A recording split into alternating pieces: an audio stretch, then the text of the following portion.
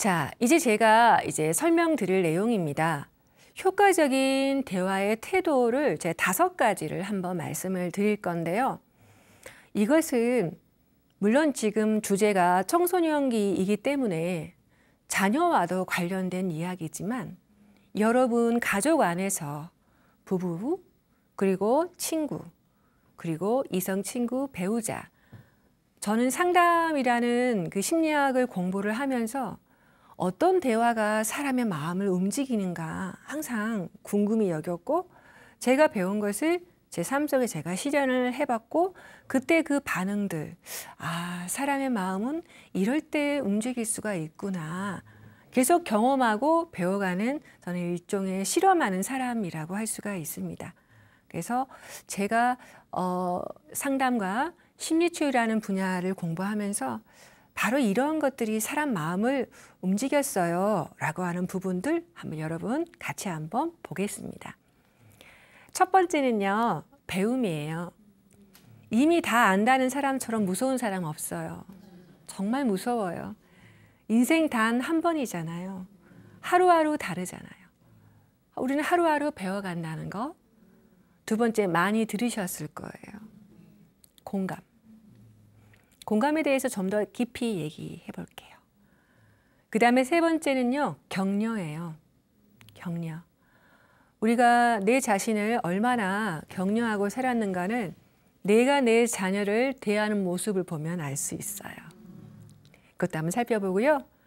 그 다음에 부모가 되면 가장 키워지는 게 인내심. 제가 엊그제 논문을 보니까 아이를 낳고 나서 그 여성분, 엄마의 뇌는 변화를 시작한대요. 이 아이를 돌볼 수 있는 힘과 시간이 생리적으로도 진행이 되는 것이죠.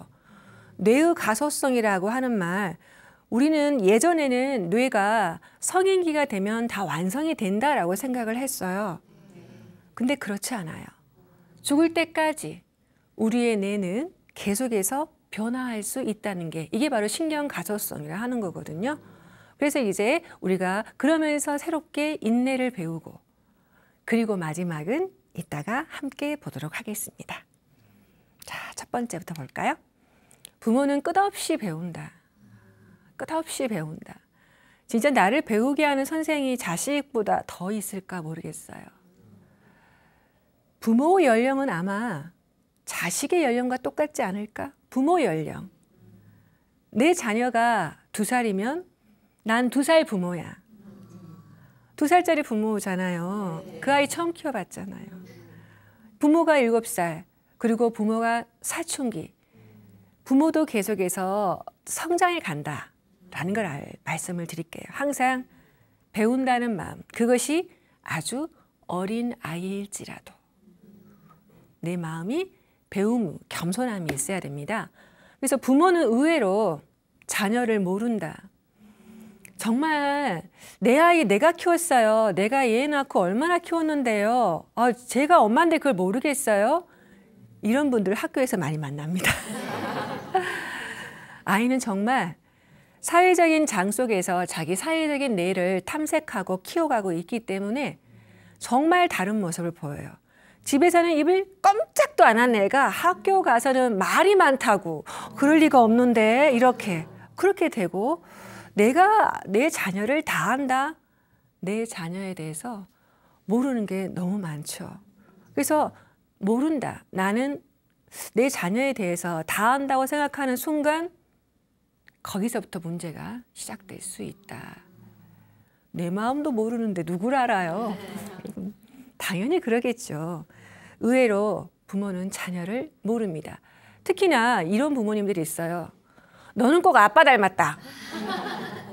이제 이거 좀 순화시켜서 말씀드리는데, 우리가 너 꼭 네 애비 뭐뭐 이렇게 얘기도 하잖아요. 그런 말들이 얼마나 선입견을 갖고 아이를 보는 건지. 아이가 가진 100가지 중에서 아빠 닮은 그 한 구석만 콕 집어서 본다는 거잖아요. 그러면 다른 면을 볼 기회를 잃어버려요. 뭔가 아이에 대해서 내가 오늘 뭐가 알아갈까라고 하는 게 부모의 즐거움이라면 좋겠다. 그런 마음이 필요해요. 그래서 이제 하루하루 커가는 너를 알아간다. 우리가 동물의 세계에서는 새 같으면 날개짓을 하면 떠나보내고, 그리고 치타 같으면 사냥하는 기술을 알려주고 딱 되면 비정하게 떠나잖아요. 근데 우리 인간은 부모라고 하는 게 끝없는 부모 같아요. 끝없는 부모. 어떤 분들 이제 우리가 물론 20살 전까지, 성인기 전까지 아이들은 심리적인 독립성을 키워줘야 할 필요가 있는데, 근데 부모의 입장은 아이가 20살이 넘어서 취업하고 그리고 결혼하고 또 그다음에 아이를 낳고, 이 모든 게 그 부모한테는 아이를 보는 마음이잖아요. 그래서 하루하루 커가는 너를 알아간다는 초심의 마음. 어떤 사람들은 제가 애를 3명 키웠는데 모르겠어요? 그렇지 않죠. 그 아이는 세상에 딱 하나뿐인 독특한 아이잖아요. 그 사람에 대해서 안다라고 하는 것만큼 무서운 일은 없어요. 하루하루 너를 알아간다. 그래서 배움은 실수를 늘 동반합니다. 부모도 처음이잖아요. 진짜 처음이에요. 야, 진짜 내가 내 뱃속을 낳았는데 얘 마음을 알 수가 없네. 진짜 모르겠다. 도대체 넌 어디서 왔니? 우리가 그 외계인이라고 할까요? 외계인. 예를 들어 어떤 분들한테 아이가 진짜 다른 아이죠. 도대체 얘가 왜 이러지? 우리 집안의 아이가 아닌 것 같아. 심지어 이런 말씀하는 거 제가 들었어요. 아이의 언어에 접촉하는 거. 내 언어가 아니라 아이의 언어를 배워가는 거. 그 과정에서 우리는 뜻하지 않게 실수를 많이 하게 되죠. 내가 이렇게 되면 너한테 나올 줄 알고 했는데 안 될 경우도 있잖아요. 많이 실수해요. 근데 중요한 것은 실수했을 때 어린아이한테라도 겸손하게 내가 이러한 점은 내가 좀 부족했다. 70이 되고 80이 되어도 6살 손녀한테 사과할 수 있어야죠. 그렇지 않아요? 내가 몰라서 그랬다. 네가 이런 걸 좋아하는 줄. 난 그것도 모르고 치워버렸네. 그런데 아이들은 그런 실수에 대해서 인정하고 내가 잘못했다 하는 아이, 그 자녀는 부모의 태도를 배워요. 말을 배우는 게 아니라 태도를 배워요. 언행일치가 안 되는 부모님들을 좀 있잖아요. 우리도 그럴 때가 많잖아요. TV 보지 마라. 휴대폰 좀 그만. 우리가 하고 있잖아요. 그래, 나도 이렇게 하는데 너는 오죽하고 싶겠니? 우리 한번 시간을 정해보자. 이렇게 실수했을 때 인정하고 어린아이한테라도 배운다는 배움의 마음이 정말 필요하다. 그래서 배움은 실수를 동반하고 그 실수를 인정하고 용서를 구하는 그 마음을 아이는 배우고 세상에 대한 관용을 키워간다. 왜? 부모가 나를 받아줬듯이 나도 세상을 받아줄 준비가 되어가는 거죠. 태도로서 배우는 것.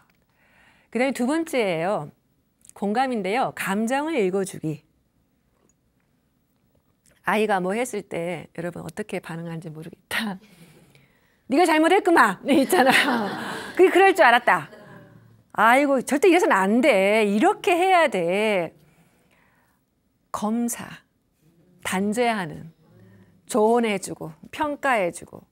근데 감정을 읽어주라 하는 것은 그 순간에는 먼저 변호사의 입장, 내 아이의 변호인, 격려하는 사람으로서, 응원군으로서, 협력자로서, 아군으로서 그 마음을 변호사처럼 읽어주는 게 필요하다.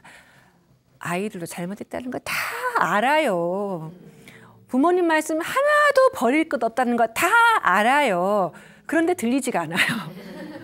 내 감정이 막 끓고 있는데 이 감정이 되고 이 감정이 식어야지 주변을 보는데 감정이 식어야 대뇌 활동이 시작이 돼요. 상황을 전체적으로 종합적으로 보는.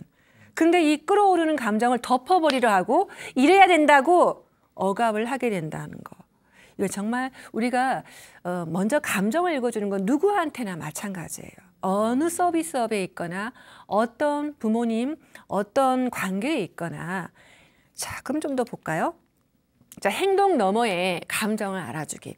겉에 보이는 행동이 아니라 이 아이가 이런 행동을 했는데 어떤 마음에서 그랬을까? 여러분, 이제 예를 들어서 제사가 돼서 시댁에 가야 되는데 차가 밀려 늦어서 막 불안불안하면서 어떡하 또 늦겠냐고 막 갔어요. 딱 갔는데 어머니가 왜 늦었냐? 이렇게 말하면 미안하면서 속에서 화가 나요.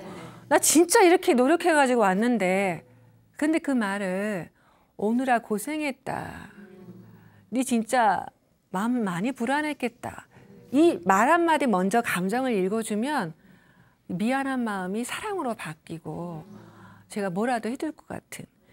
겉에 보이는 행동에 넘어지지 마시고 이 아이가 들어올 때 표정도 있고 그 얼굴들이 있잖아요. 어떤 마음으로 이랬을까? 그 감정을 한번 주의 깊게 보시라. 그래서 이제 여러분 공감이라고 제가 얘기를 했는데요. 공감. 저는 이제 상담을 더 공부하면서 제가 만든 용어인데요. 체온 상담. 곁에만 있어주는 거. 실은 우리가 우울한 상태에 있거나 또는 뭔가 불안한 상태에 있을 때 감정이 흔들리고 있기 때문에 어떠한 말도 들어오지 않거든요. 그때 문제를 해결하는 말투로 야 이렇게 하면 돼, 이렇게 하면 돼. 그게 아니라 곁에 앉아서 토닥토닥. 아, 내 옆에 누군가가 앉아서 내 가슴의 얘기를 들어주는 사람이 있네. 이게 정말 중요한 것 같아요. 우리는 문제의 해결법을 원하는 게 아니잖아요. 근데 문제의 해결은 관계예요. 그래서 이 아이가 어떤 일이 있었을 때 먼저 감정을 먼저 읽어줘야 아이가 이제 그거를 캐치를 하게 되는 거죠. 그래서 이제 감정을 읽어주면 자녀는 스스로 생각하고 돌아본다. 예를 들어서 학교에서 애가 엄마 억울해요. 세상에 저만 떠든 게 아닌데요. 저한테만 막 그러는 거예요. 그러면 부모 마음속에서는 속으로는 네가 그럴 줄 알았어. 이런 마음이 네 까불 때 알아봤어. 이런 말이 들어오잖아요. 그런데 그때 감정.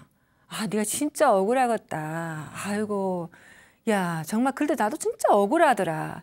그러면서 살짝 학교 한번 쫓아가 볼까? 라고 얘기를 하면 아이가 그럴 필요는 없어요. 그럴 필요는 없어요. 나도 조금 떠든 건 사실이에요. 이렇게 감정을 읽어주면 제 갈 길을 찾아가요. 마음이라 하는 게 그렇더라고요. 우리 감정을 읽어주지 않으면 끓은 채로 이렇게 덮어놔버려요. 이렇게. 아마 청소년기를 키우는 어머니가 갱년기가 또 올 경우가 있어요. 중년에 또 갱년기가, 요즘은 또 아이 늦게 나시니까. 그랬을 때 사람들은 나 갱년기라서 화가 나 이렇게 얘기를 하시잖아요. 물론 그런 이유도 있죠. 호르몬적으로. 그러나 갱년기라서 화가 나는 게 아니고 그동안 내가 덮어놨던 게 그저 묻어놓고 엎어놓고 부정해놨던 것이 호르몬이 열어준 거예요. 그냥 확 열어준 거예요. 어느 날 갑자기 그렇지 않아요. 내가 쌓아뒀던 많은 하수구 뚜껑이 열리는 순간들이 있거든요. 그럴 때 내 감정을 봐주는 게 정말 필요하듯이 아이들도 마찬가지예요. 여러분 100분 토론을 한다고 앉아 있어요. 그런데 오자마자 옆에 상대방이 나한테 아주 당신 인간 이하구만 만약에 이렇게 얘기를 한다. 99분 토론 의미 없어요. 의미 없어요. 감정이 상하면 셧다운 딱 가려져요. 아무것도 생각하고 싶지 않아요.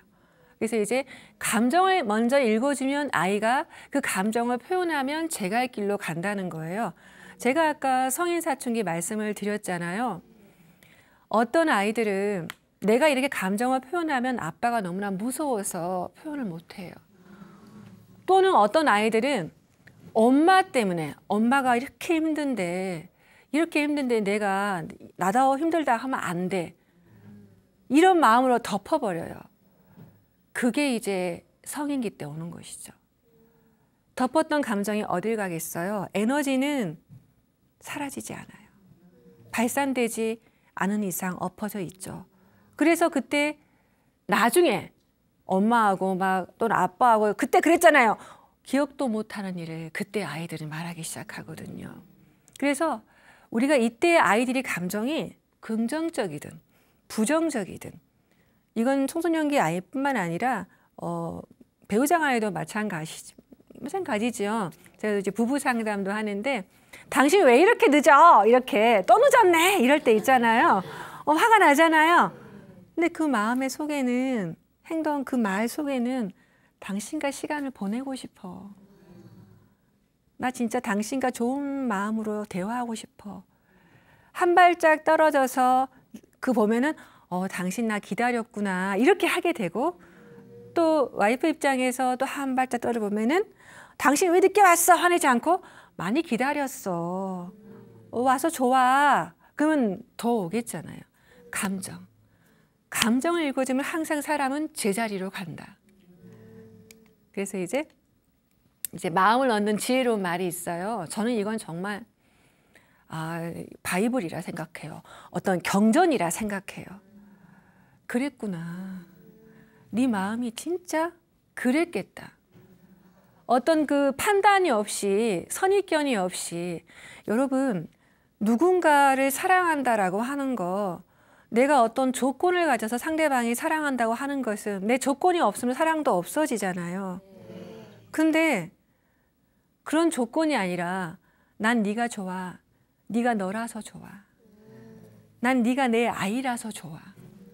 아이가 엄마, 나는 엄마라서 정말 최고 칭찬이잖아요. 있는 그대로 당신의 존재가 좋아요. 이런 말이잖아요. 선입견이 없이 판단이 없이 너 그랬겠다. 진짜 속상했겠다. 저는 이제 보육원 상담 봉사를 하고 있거든요. 고아원 아이들, 청소년기 아이들.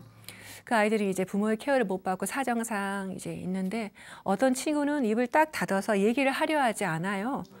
근데 그 친구가 어느 날 학교에서 늦은 일이 있었는지 늦게 왔더라고요. 그러면서 보통 때는 자기 감정을 표현하지 않고 냉정하게 딱 하는데, 나 진짜 오늘요 음악 시간에 랩을 하는데 친구가 저하고 안 맞아서 제가 정말 문을 꽝 닫고 나가버렸어요. 이렇게 하는 거예요.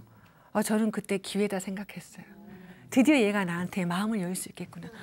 너 진짜 속상했겠다. 네 진짜 노래 연습했을 텐데. 그러게 말이에요. 막 얘기를 하는 거예요.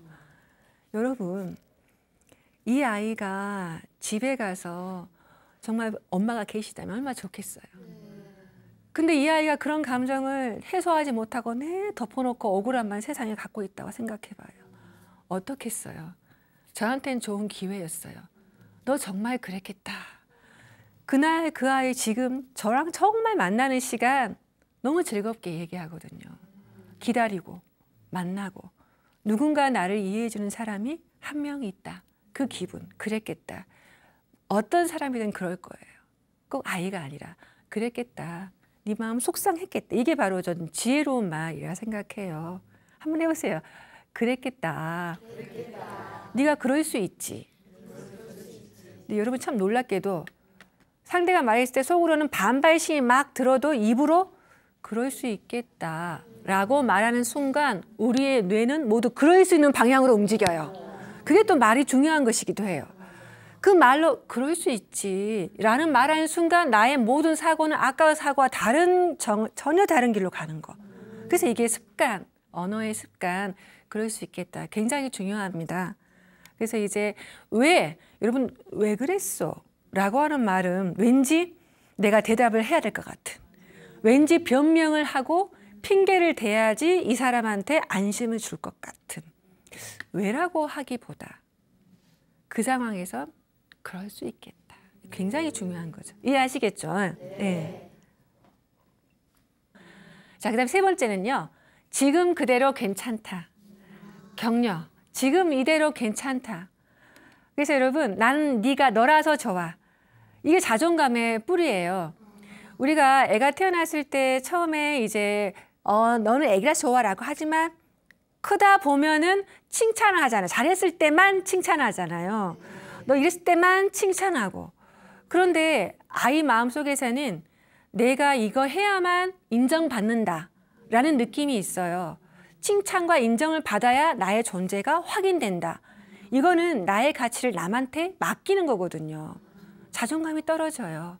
그래서 우리가 격려, 있는 그대로 너의 모습 그대로 괜찮아. 이것이 필요한데 격려는 어떻게 하냐. 의외로 격려하는 법을 잘 모르시는 분들이 많아요. 의외로 많으세요. 구체적인 행동에 대해서 애가 그림을 그리고 있어요. 그림을 그리고 있죠? 그러면 어우, 야, 못 그렸다. 잘 그렸다. 그럼 평가예요. 너는 빨간색을 좋아하는구나. 그 사람은 그 존재해. 아, 너는 집을 그릴 때 이렇게 세모난 모양을 좋아하는구나. 즉각적으로. 그 과정에 관심을 갖는 게 바로 격려라고 할 수 있어요. 제가 이제 교사 교육 갔을 때 정말 이럴 수 있겠다 생각을 한 이야기가 하나 있었는데 어떤 선생님이 9월 달에 이제 그 학교에 가게 돼서 이제 미술 시간에 담임이었어요. 그림을 그리는데 그 반 30명 중에 5명만 그림을 그리고 나머지 전부 다 왔다 갔다 놀더래요. 2시간 동안. 참 이상하다. 그러고는 얘들아 앉아라 그랬대요. 근데 그 다음 주에도 또 그러는 거예요. 그러고 나서 가만히 교실을 둘러보니까 1학기 때 걸려있던 그림 5명만 그리고 있어요. 나는 그려봐야 안 돼. 이게 애들이 아는 거예요. 그때 그 선생님이 내가 잘못했구나. 1학기 선생님이 그랬다면 내가 얼른 바꿔야지. 그러면서 왔다 갔다 하면서 아까 말씀드린 대로 너는 이렇게 초록색 계통을 지을 때 네가 굉장히 좋아하는 것 같아. 와, 너는 이런 것도 좋아하구나. 애들이 그다음부터 자기 그림을 그리기 시작해요. 그게 바로 있는 그대로 나의 모습을 인정해 줬을 때 자신감, 자존감이 생겨나는 거죠. 그래서 여러분, 칭찬과 격려가 있어요. 칭찬은요, 네가 이랬을 때 잘했다. 용돈 줄게. 옷 사줄게. 같이 판다. 못하면 못하는 거잖아요. 그리고 내가 이거에서 못하면 엄마 뭐라 그럴 건데 도전도 안 할 수 있어요. 아예 어차피 못할 거, 칭찬 못 받을 거. 칭찬이라는 게 중요해요. 중요하긴 하지만 오로지 그거에만 포커스를 두었을 때 아이는 그럴 때만 인정받고 내가 공부 못하면 엄마는 싫어할 거야. 제가 상담한 아이가 공부 정말 잘하는 아이였거든요. 근데 애가 너무나 이제 학교까지 못 갈 정도로 정신이 우울해지고 불안해지니까 부모님이 그랬어요. 이제 공부 못해도 괜찮아. 거짓말 하시네. 이렇게 못 믿어요. 그냥 부모는 잘했다고 했을 때 뭔가 해주고 싶었겠죠. 그런데 그 아이는 나는 잘했을 때만 엄마의 자녀지. 그리고 요구할 수 있지. 그게 딱 가슴 깊이 있는 걸 빼는데 시간이 엄청 많이 걸리거든요. 거기에 반해서 격려는 야, 네가 이번 시험에 이렇게 70점. 저번에는 그랬는데 네가 10점 맞았네. 못했더라도 야, 이번 70점이니까 다음에 좀 노력할 수 있겠다. 이왕 벌어진 성적 바꿀 수 있나요? 공부 잘하고 취업해봐요. 더하네요. 여러분 자신을 한번 생각해봐요. 누군가 나한테 이거에 요거에 틀렸어, 맞았어. 말로 막 평가를 하고 또 심지어는 때려요. 여러분 마음 변할 것 같아요? 절대 변하지 않아요. 여러분 주먹을 꽉 쥐어보세요. 자, 왼손을 꽉 쥐어보세요. 왼손만. 자, 쑤셔보세요. 그러면 이 손은 더 이렇게 꽉 쥐어져요. 자, 오른손을 펴고 왼손을 살짝 감싸보세요. 전체적으로 감싸주세요. 여러분 왼손의 힘이 살짝 풀리는 느낌 받으시나요? 이것이 필요하다. 그래서 아직 불완전하지만 얘는 노력하고 있다. 그 자체에 대한 너는 있는 그대로 괜찮아. 이게 정말 필요하다. 이건 살아가면서 너무 중요한 일이다. 왜? 부모가 없어도 항상 내 마음속에는 부모가 아닌 상사한테도 나는 상사한테 이래야만 인정받을 거야. 세상의 관계가 인정 그밖에 없는 거예요. 그러다 일 중독이 되는 것이죠. 왜? 내가 일할 때만 인정받았으니까. 공부할 때만 인정받았으니까. 있는 그대로 괜찮다라고 하는 게 굉장히 중요합니다. 그 다음에 이제 격려하는 대화의 전제가 있습니다. 제가 이 상담을 공부하고 치유를 공부하면서 제가 3가지 전제를 저로서는 아직 결론입니다. 이랬을 때 사람이 변할 수 있다. 여러분 한번 이거 봐보세요. 제가 느꼈던 저의 경험을 통해서 이러면 사람이 마음을 조금 바꿀 수 있겠다. 첫 번째 보실까요? 모든 것에는 이유가 있다. 내 보기에는 얘가 왜 이런가 싶지만 이 아이한테는 이유가 있어요. 얘가 약속에 늦었어. 아, 왜 늦었어? 물론. 하지만 이 아이한테 뭔가 이유가 있을 거다. 그 사람에게는 그 사람만의 타당한 이유가 있다고 믿어주는 거. 내가 아직 너의 마음을, 너의 상황을 알 수 없지만 네가 그게 있어서 뭔가 있었을 거야. 그게 굉장히 힘을 줘요. 여러분 누구한테나 마찬가지. 네가 그렇게 할 만한 이유가 있었겠지. 네가 그렇게 함부로 막 가는 사람은 아니잖아. 분명히 이유가 있었을 거야. 이게 첫 번째 전제입니다. 여러분도 다른 사람한테 네가 그만의 이유가 있겠지. 여러분, 우리는 모두 행복을 추구하는 사람입니다. 그렇죠? 네. 다른 사람도 행복을 추구하는 사람입니다. 나처럼. 그 사람도 그 사람만의 이유가 있고 나도 나만의 이유가 있듯이 첫 번째, 그 사람은 이유가 있다. 두 번째, 모든 사람은 노력하고 있다는 겁니다. 어떤 부모님은 우리 아이는 공부 안 해요. 공부를 아예 시험 봐도 스트레스가 없어요. 여러분 제가 상담해봐요. 공부 안 하는 아이들 더 스트레스 받아요. 아, 이 시험이 또 왔네. 3번을 찍어볼까? 4번을 찍어볼까? 또 엎드려야 되는데 너무 힘든 거야. 여러분 전부 다 사람들은 노력하고 있습니다. 그게 인정을 받았을 때 야 시험 기간이야 네가 애쓰겠다.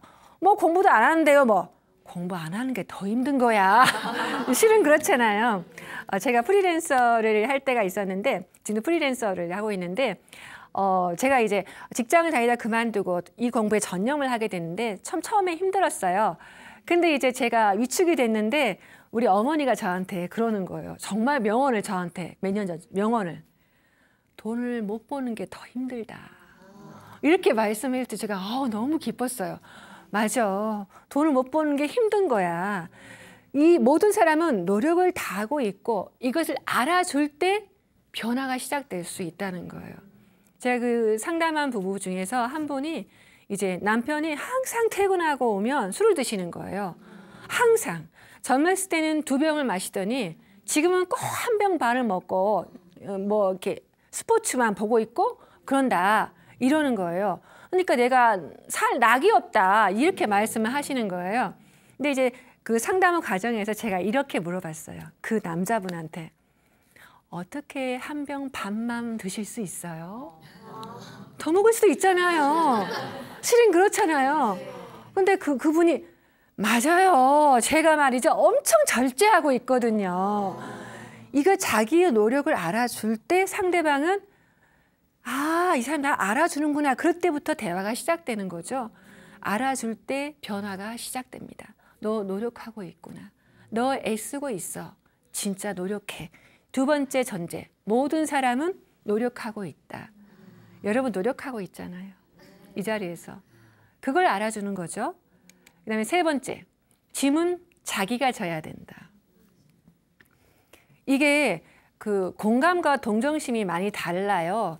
어떤 부모님들은 아이가 학교에서 막 어려운 일을 호소했을 때 아이는 단지 내 어려워 막 그랬는데 더 화가 나가지고 이거 가만히 안 두겠어. 그리고 막 쫓아가거든요. 근데 그게 아이가 원하는 게 아니에요. 아이는 이제 입을 닫아버릴 수도 있어요. 언제까지나 아이의 감정 뒤치다거리를 그렇게 앞서서 할 수 있을까요? 짐은 자기가 져야 돼요. 단지 도움은 선택이에요. 즉 애쓰고 있구나. 내가 어떻게 하면 조금 너한테 도움이 될 수 있겠니? 라고 얘기하는 거. 어떤 엄마가 그러더라고요. 우리 애는 아침마다 제가 10번을 깨워요. 10번을. 그래야 눈 뜨고 일어나요. 그래서 아침마다 너무 전쟁이에요.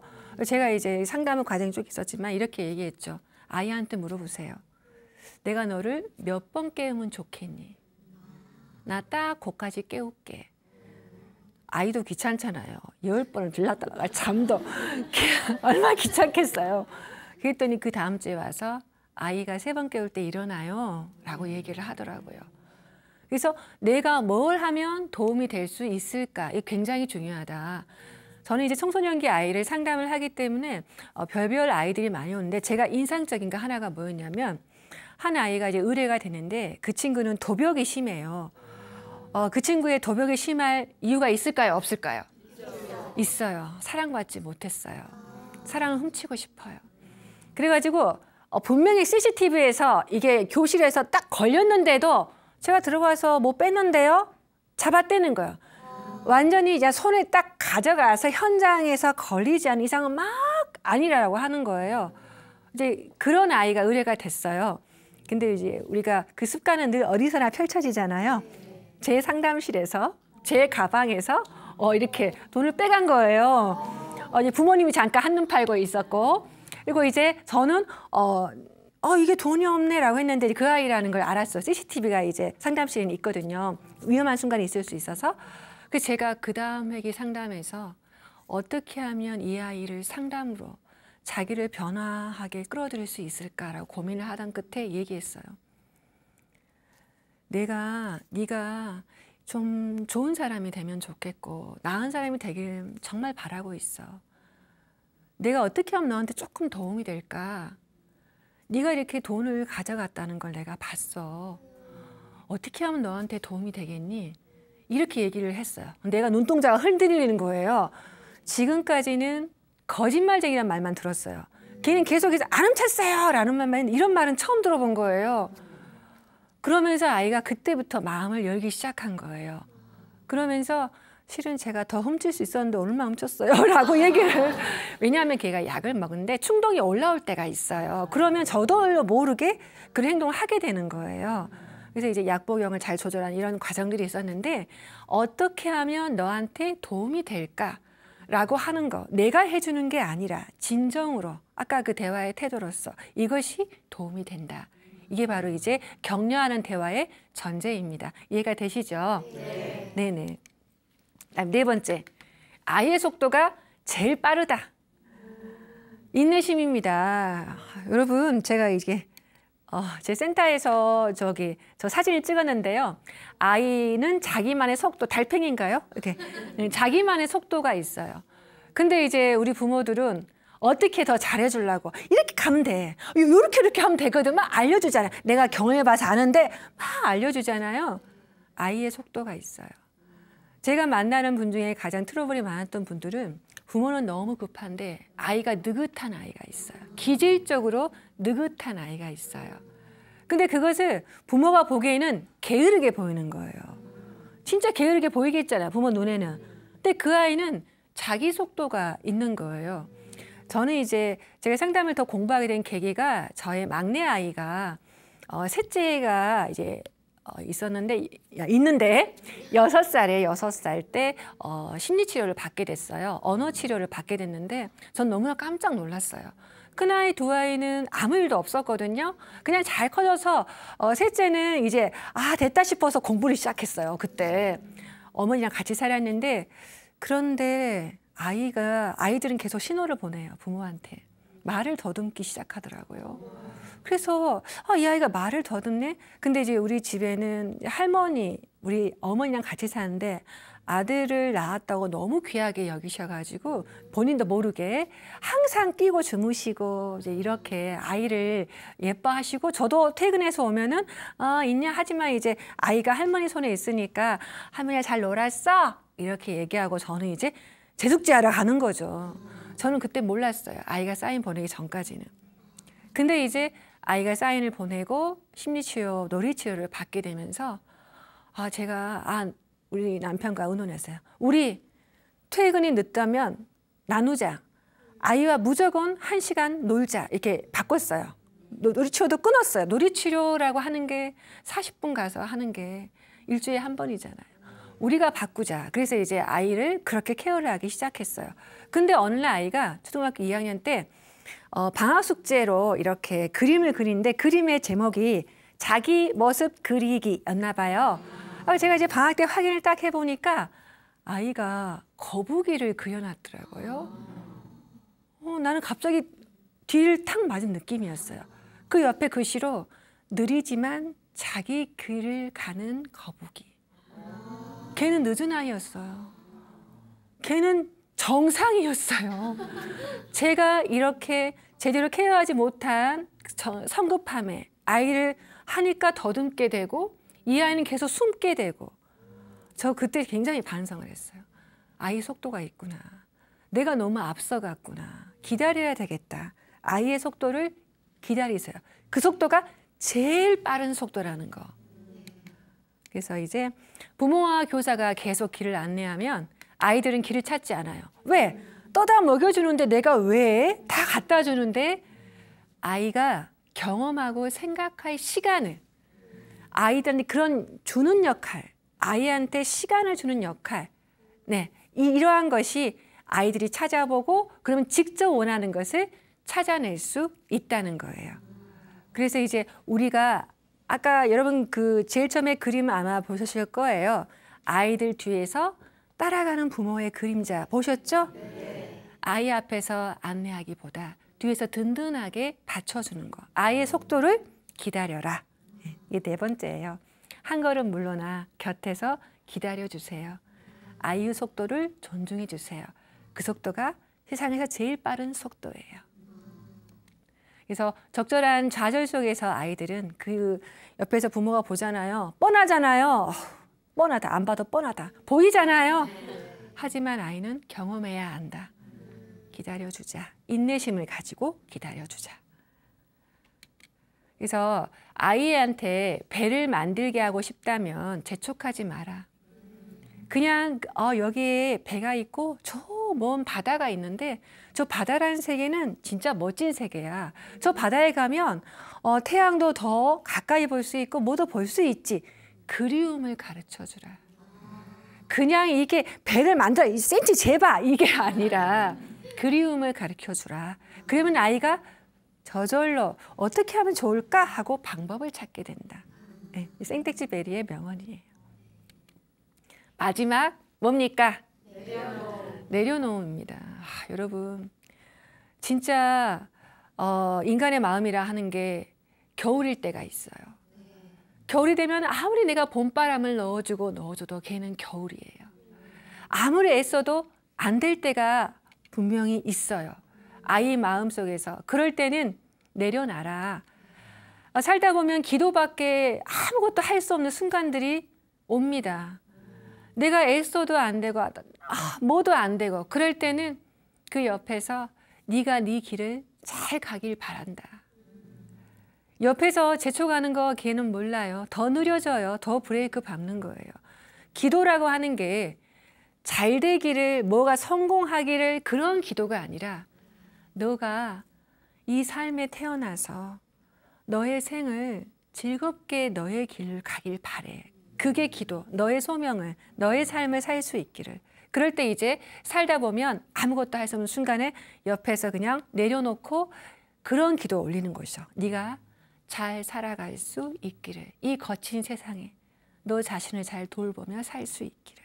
그럴 때 마지막 내려놓음. 아이가 겨울이면 내가 봄이더라도 할 수가 없어요. 그땐 내려놓고 바꿀 수 있는 거, 바꿀 수 없는 거. 바꿀 수 없으면 기다려야 돼요. 바꿀 수 있다면 우리가 용기를 내야 되지만 지금은 바꿀 수 없다면 내려놓음 밖에 없다. 아무것도 할 수 없는 순간들이 분명히 있다. 그래서 이제 우리가 효과적인 대화의 태도로서 이렇게 알아봤어요. 여러분들이 이제 삶에 살아가면서 여러분의 존재와 함께 살아가면서 사람을 대할 때 이러한 것들이 큰 도움이 됐으면 좋겠어요. 이제 마지막 여러분 3부와 4부에서는 진짜 중요한 거. 부모가 자기를 돌봐야 할 때 내 마음 못 돌보는 부모가 뭘 돌보겠어요. 상처는 대물림 되거든요. 그래서 3부와 4부에서는 본격적으로 부모 마음을 치유하다. 이렇게 성장해가는 그런 내용을 해보겠습니다. 오늘 감사합니다. 고생하셨습니다. 감사합니다.